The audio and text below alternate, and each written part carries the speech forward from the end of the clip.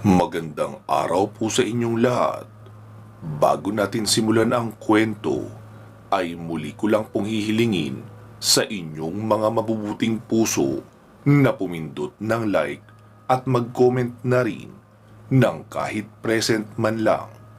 Siguro naman hindi yun magdudulot sa inyo ng malaking perwisyo, di ba? Pindutin na habang nakikinig. Salamat sa iyo, katribo ah. Ipagpatuloy na natin ang kwento. Pasado alas 10 ng umaga nang marinig ko si Mang Manuel na kausap ni Aling Terry. Maya-maya pa ay naroon na ito sa bungad ng bahay. Lino, kumusta? Balita ko, hindi ka nakarating sa loob ng bahay ah. Nahimatay ka raw. Opo.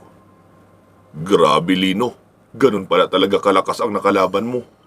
Isipin mo, hindi ka nga nagkasugat ng matindi, pero nagawa ka namang pahinain ng ganoon kahina. Opo, Mang Manuel, tama kayo. Kaya nga po, alam kong dapat talaga na hindi ka na isama doon sa malapit sa kuweba. Lino, nagpapaabot ng pasasalamat ang mga taga rito, lalo na ang mga kasama ko sa ronda, dahil sa ginawa mong pagsugod sa burhamin na naroon sa kuweba. Alam naman kasi naming lahat na walang may kaya tumalo roon maliban sa iyo. Siya nga pala, naghatid na rin ako ng ginataang labong para matikman mo ang espesyal na gulay namin dito. Si Mrs. ang nagluto niyan. Nagdala na rin ako noong mais nila Elmer, yung ibinigay sa atin kagabi na hindi natin nadala. Ganun po ba? Salamat, Mang Manuel.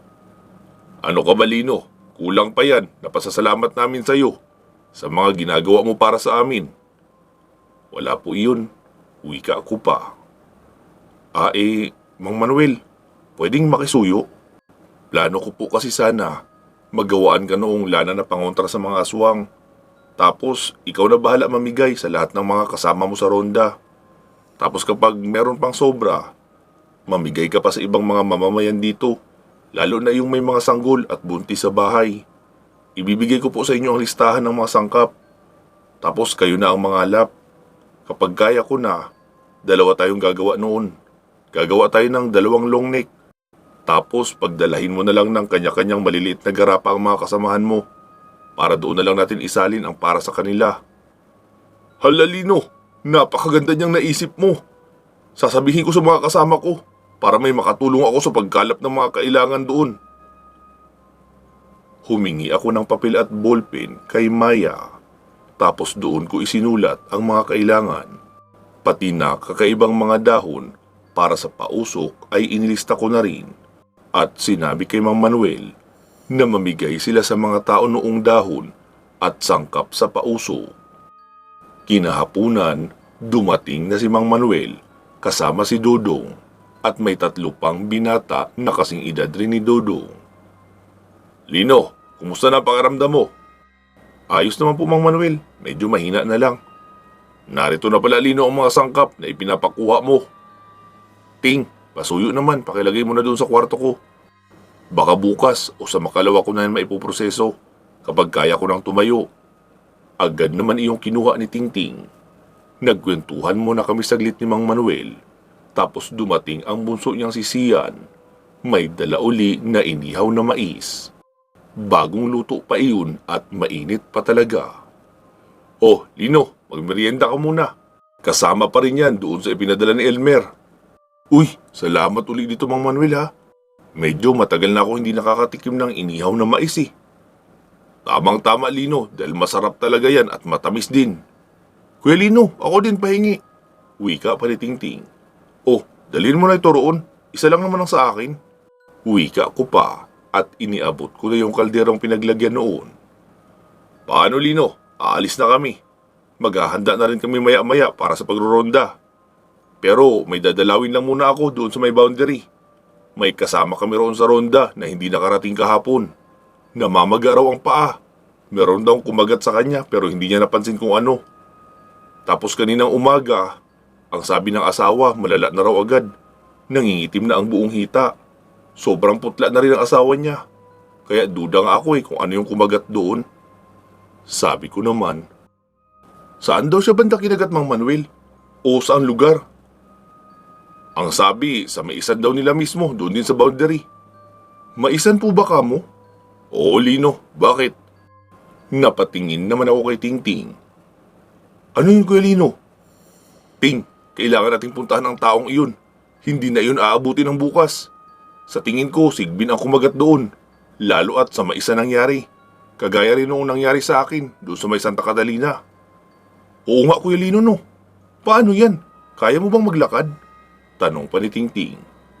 Bakit maglalakad? May sasakyan tayo, di ba? Mang Manuel, malayo po ba sa kalsada ang bahay noon? Ay, hindi naman gaano. Patag din naman ang daan, kaso hindi simentado. Sabi ko naman, kaya naman yun ang sasakyan natin, Tinga. Tara, puntahan natin. Magja-jacket lang ako. Inalalayan na nga ako ni Tingting na pumasok muna sa loob ng kwarto para makapagbihis. Ilang saglit pa ay lumabas na kami. Tara po, Mang Manuel. Aya ko pa rito. Tapos silang dalawa na ni Tingting ang umalalay sa akin patungo sa sasakyan. Bali 3 lang kami na nagpunta roon. Habang nasa sasakyan ay inihahanda ko na ang halamang gamot, pati ugat ng kahoy na gagamitin ko sa panggagamot. Si Tingting na ang nagmaneho tapos katabi niya si Mang Manuel. Makalipas ang ilang saglit ay pinaliko na ni Mang Manuel ang sasakyan at binaybay na namin ang daan na hindi simentado. Puro na rin maisan ang kaliwat kanan noon, kaya hindi malayong pamahayan talaga ng mga sigbin. Nakarating kami sa isang bahay na nakabakod. Inalalayan ako ni Mang Manuel na makababa. Sonya, kumusta si Delphine? Tanong pa ni Mang Manuel sa ginang na naroon sa labas ng bahay. Hindi maganda, Manuel. Pinapunta ko na nga sa sentro ang anak ko. Nagpapahanap ako ng tricycle na maaarkila para madala na namin si Delphine sa ospital. Hindi na siya gumigising. Nagsisimula na rin maging asul ang balat niya sa may bewang paitaas.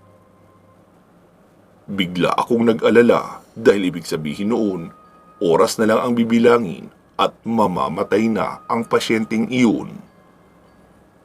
Mang Manuel, tara na po, tignan na natin ang pasyente. Wika ko pa. Agad naman nila akong ipinasok sa bahay. Nakita kong nasa kritikal na kondisyon na nga ang pasyente. Naglabas ako ng mga gamit. Noong maihanda ko na ang mga gamot ko, hiniwaan ko ng kaunti ang sugat noon. Tapos sinubukang pigain kung merong kamandag na mapapalabas. Pero wala. Dahil maging ang dugo sa bahaging iyon ay tumigas na kaya iyon nangingitim. Dinikdik ko pa ng dinikdik ang ilan sa mga sangkap na dala ko at nilagyan ng langis. Saka ipinahid sa buong binti na may kagat. Inurasyonan ko na rin sabay hipan sa sugat. Humingi ako ng planggana. Dahil ayokong magkalat ang kontaminadong dugo na lalabas. Ilang saglit pa ay nakita kong bumubula-bula na ang bahagi ng sugat. Tapos nagsimula ng tumagas ang maitim na dugo. Hinahagod ko na rin iyon ng marahan dahil ang iba roon ay buo-buo pa rin. Hanggang sa naging malabnaw na likidong itim ang lumalabas doon. Mabaho iyon at malapot. Nakita kong nakatakip ng ilong nila si Mang Manuel at Tingting. Ang ginang naman ay ayaw tumingin dahil nandidiri daw siya at nasusuka. Ilang saglit pa ay nakita kong kulay pulang dugo na ang lumalabas. Kaya piniga ko na kaunti ang butas tapos tinapalan noong nakahiwalay na dinikdik na halamang gamot. Bumalik na rin sa pagiging pula ang kulay noong lalaki at pinagpapawisan na rin siya. Sabi ko sa ginang na punasan niya ang pawis ng kanyang asawa at gamitan ng towel na may alkohol at malamig na tubig. Sinabi ko kay Tingting na alalayan na ako muli papalabas ng bahay. Doon na muna kami tumambay at nagkwentuhan. Makalipas siguro ang halos 1 oras ay narinig naming umuubo-ubo na ang lalaking pasyente. Tapos nagsalita. Kinausap iyon ng kanyang asawa. Ilang saglit pa ay tinawag noon si Mang Manuel at nagpapatulong na alalayan ang lalaki papunta sa kanilang sala. May malay na iyon at nakakahakbang na paunti-unti kahit halatang nanghihina. "Sir, kayo daw po ang gumamot sa akin. Maraming salamat po sa iyo. Utang ko sa iyo ang aking pangalawang buhay. Paano po ba ako makakabayad sa iyo?" Sabi ko naman, "Wala po yun. Panginoon ang may kagustuhan na bigyan kayo ng pangalawang pagkakataon para magampanan nyo pa ang obligasyon nyo sa inyong pamilya. At kung may pagkakataon kayong tumulong sa iba, edi tumulong na rin po kayo. Sapat na iyon na kabayaran para sa pagtulong ko sa inyo. Ang gusto ko lang naman kasi mangyari ay dumami pa ang mga taong nagtutulungan para kahit wala ang katulad ko ay magiging matibay pa rin ang pamayanan nyo at mapanatili ang kapayapaan." "Oo sir, gagawin ko po yan. Ang totoo nga po niyan, kasama ako sa grupo nitong si Manuel na nagro-ronda gabi-gabi para maprotektahan ang bayang ito laban sa mga aswang." "Mabuti po kung sa ganun. Kapag nakarecover na po kayo ay ipagpatuloy nyo na lang din ang pagsama sa ronda." Nagsalita naman si Mang Manuel. "Delphine, siya si Lino. Iyong babaylan na nagturo sa akin ng kaunting kaalaman na nagagamit natin sa panlaban sa mga aswang." Muli namang sumagot ang lalaki. Sir, napapansin ko lang po, bakit parang kayo din ay medyo nanghihina at hirap sa paglalakad?" Si Mang Manuel naman ang sumagot. "Delphine, nabalitaan mo ba yung sunod-sunod na pagkawala ng mga kabataan dito? Ang huling nawala ay yung si Liza, anak ni Nelly at Tomas. Pinuntahan namin itong si Lino ang kuweba sa unahan nila Elmer. Nakita na rin namin doon ang dalaga, bihag ng buramin. Iyong sinasabi ko sa inyo na nilalang na galing sa ilalim ng lupa, nilabanan iyon ni Lino at natalo niya naman. Kaso hindi namin nailigtas si Lisa." Sumagot naman ang lalaki. "Ha? Paano niya iyon nalabanan? Di ba ang sabi ni Rolly, ang mapalapit na sa kuwebang iyon ay mahirap na gawin dahil sobrang nakakasakit ng ulo?" "Oo, tama ka Delphine. Nagawa namang makalapit nito si Lino, gawa ng isa nga siyang babaylan. Nagawa niya ring mapatay ang nilalang na iyon. Pero masyado ring malaki ang naging pinsala niya, kaya hirap siyang maglakad ngayon. Ilang araw na pahinga lang naman daw ang kailangan niya, at manunumbalik na rin uli ang lakas niya." Ganun ba? Mabuti pala kung ganun. Mabuti rin at napadalaw siyang muli dito sa atin, dahil kung tayo-tayo lang ay wala tayong laban sa nilalang na naroon sa kuweba." "Oo nga Delphine, tama ka dyan." Bigla naman ako sumingit sa pag-uusap nila dahil may napansin akong mabilis na tumatakbo sa may maisan. Mang Delphine, saan po kayo banda nakagat noong nilalang na sinasabi nyo?" "Diyan lang kaunti sa unahan sir. Papauwi na kasi ako noon, tapos huminto ako dyan dahil may napansin akong mabilis na tumatakbo. Pero hindi ko naman nakikita kung ano. Tapos bigla na lang may mabilis na kumagat sa akin. Noong mapayuko naman ako, ay parang abuhing pusang mataba lang ang nakita ko. Pero hindi ako sigurado kung pusa nga iyon. Parang kasing katawan lang." "Anong nilalang yun sir?" Tanong pa ng lalaki sa akin. "Isang sigbin po." "Ha? Akala ko po malaki ang sigbin. Sabi kasi, kasing laki daw ng aso ang sigbin at mukhang kambing na nakatuwad." Maging ako po ay hindi pa nakakita talaga ng malaking sigbin. Pero nakagat na rin ako ng sigbin na kasing laki lang din noong nakita nyo." Talaga po? Mabuti at nabuhay pa kayo." "Oo, ginamot ako ng isang dalaga na may kaalaman sa panggagamot sa kagat ng sigbin. Hindi pa kasi ako noon babaylan. Hindi ko pa rin alam noon ang aking gagawin." Nagsalita naman si Tingting. "Kuya Lino, ibig sabihin, narito pa rin ang sigbin na kumagat kay Mang Delphine?" "Oo Ting, narito pa. Nakita ko nga dumaan doon sa unahan no. Kaya ko nga naitanong kay Mang Delphine kung saan siya banda nakagat." Tila kinabahan naman sila Mang Manuel at Tingting dahil sabay silang nagpalingalinga. "Kuya Lino, wala ba tayong gagawin para umalis dito ang sigbin?" Sabi ko naman, "Ako, wala. Pero kayo ni Mang Manuel ay meron. Kasi paano ako tutulong? Hirap nga ako maglakad, di ba?" Sumagot naman si Mang Manuel. "Anong gagawin namin, Lino?"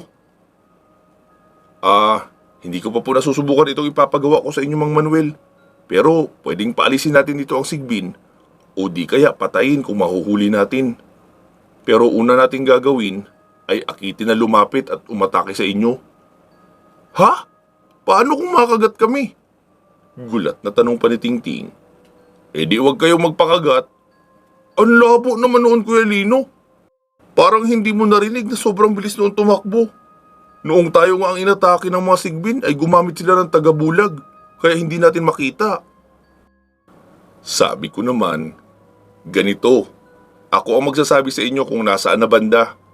Kunin mo yung teleskopyo natin sa sasakyan, tapos kukontrahin ko ang tagabulag nila kapag gumamit. Nagsalita naman si Mang Manuel. Paano naman natin papalapitin, Lino? Magpapausok po kayo ng dahon ng mais. Dahil ang mais ang dahilan kaya sila narito. Nababanguhan sila sa mais kaya magtambak na kayo ng dahon ng mais sa harapan ng bakuran. Tapos maglagay na rin kayo ng bunga mismo ng mais para mas makatotohanan ang amoy ng usok. Amoy mabangong inihaw na mais. Magbutas na rin kayo sa tabi ng pagpapausukan nyo. Lagyan nyo ng patusok sa ilalim. Tapos iyong patusok ay isawsaw muna sa langis bago isawsaw din sa pinaghalong asin at abo. Maaari kasing taga-astra din ang mga sigbin na iyan dahil nilalang din naman sila ng kadiliman. Kaya magiging epektibo sa kanila ang asin at abo.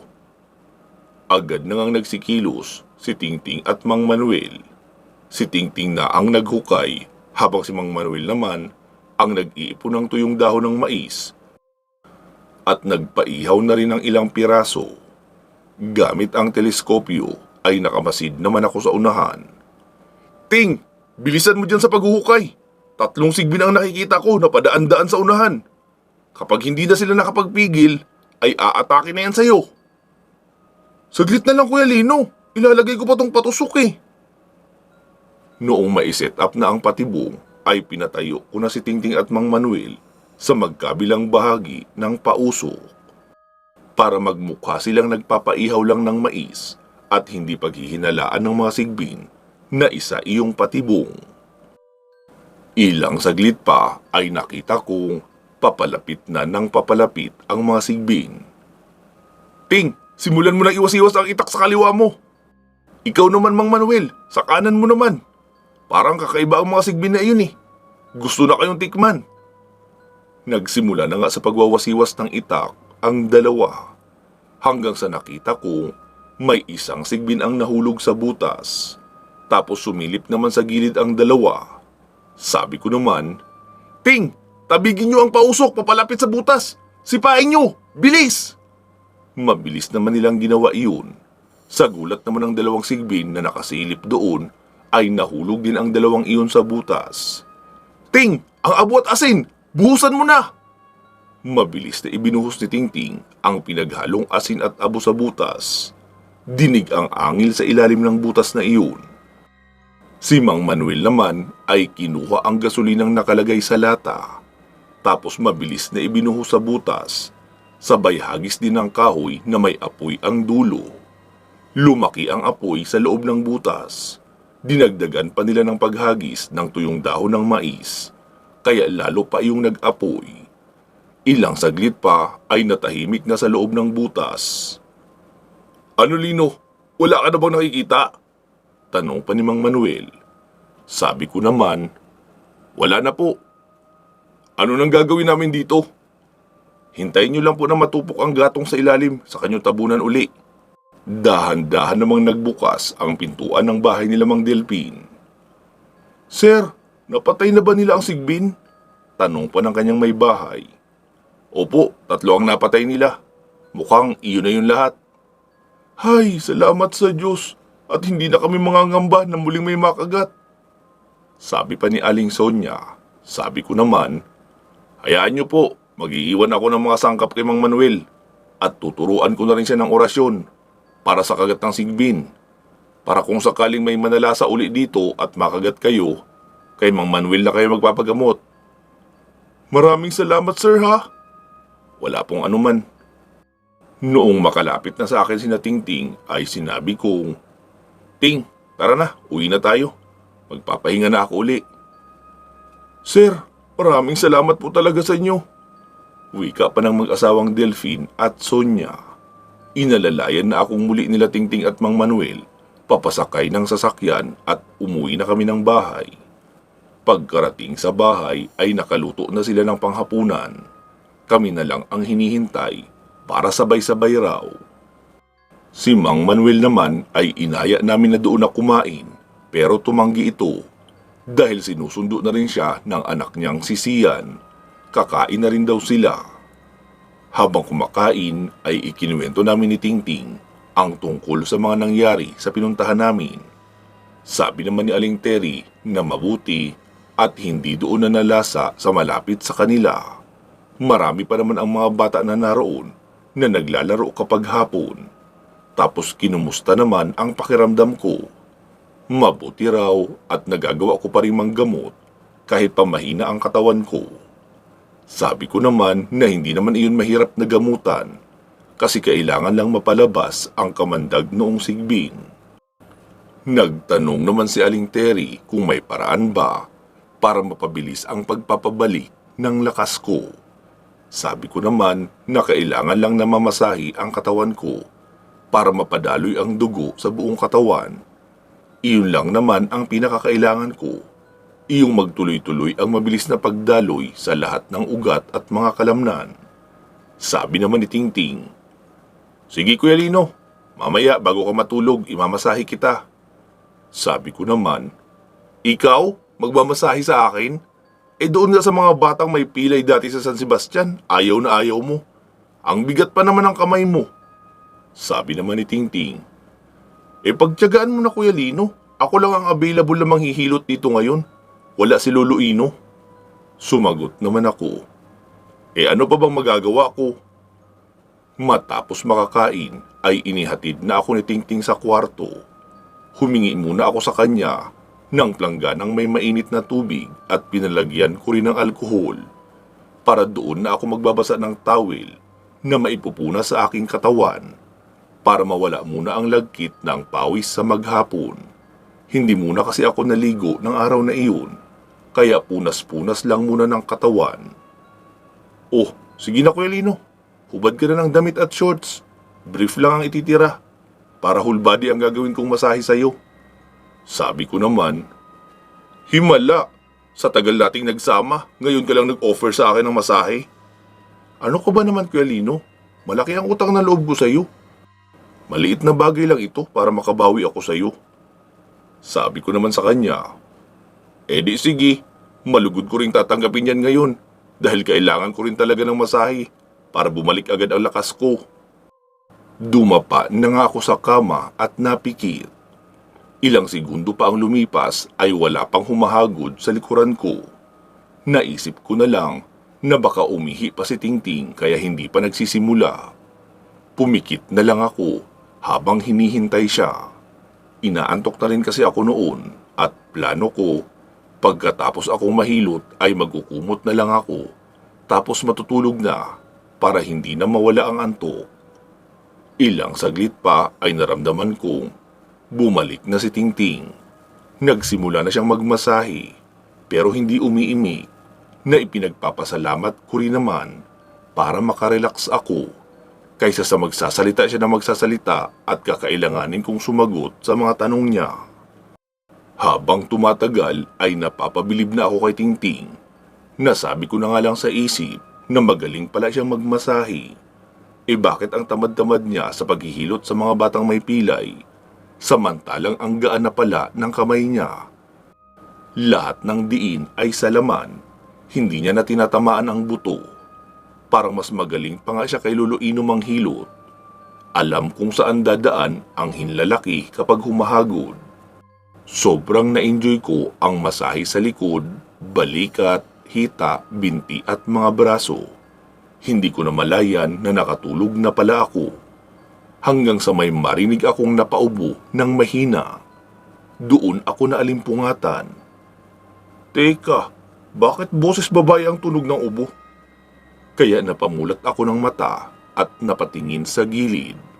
Laking gulat ko noong makitang si Beth pala ang nagmamasahe sa akin. Kaya pala eksperto at swabe ang mga hagod. Bet, bakit ikaw ang nagmamasahe sa akin? Sabi niya naman, shh, huwag ka na muna magsalita, Lino.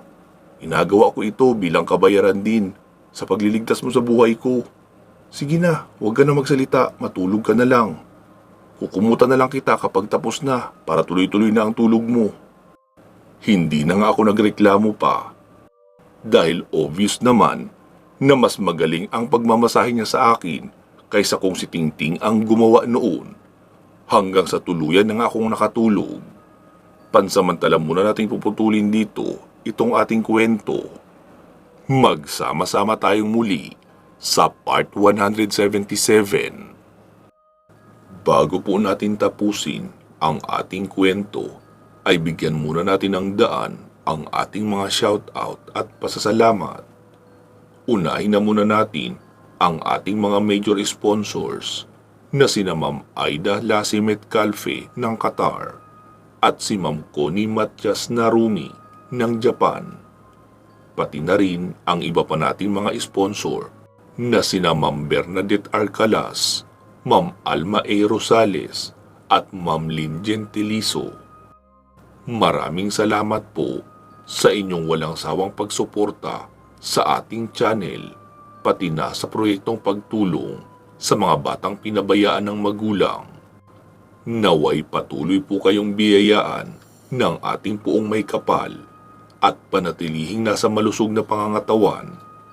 Pinapasalamatan din natin ang ating mga current channel members na sina Ma'am Rose Halandumon, Senya Hikom Luquias, Jovi Taghap, Lito Bueno, Georgina Bati, Lou Kira, Click and Collect Manila, Sargent Katz Dorms, Burns A, Christine Olson, Kevin Nang, Celsa Escartin, Jenny Mostrado, Maria Victoria, Eric Platero, Yam in Japan, Jesmar Ocampo, at Dean Ciudadano. Pasalamatan na rin natin ang ating tatlong masisipag na group admin at moderator na sina Ma'am Ilongga Guapa, Ma'am Gilane Fernandez at Ma'am Gina Araga.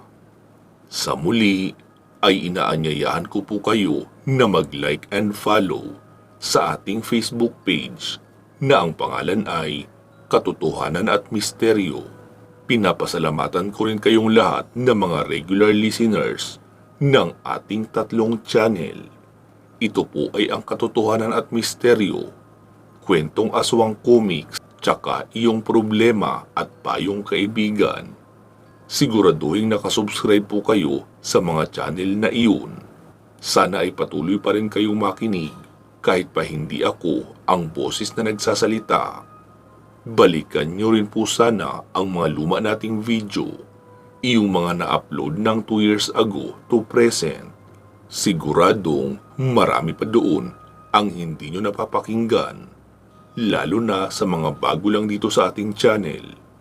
Maraming salamat po sa patuloy niyong suporta sa ating mga channels.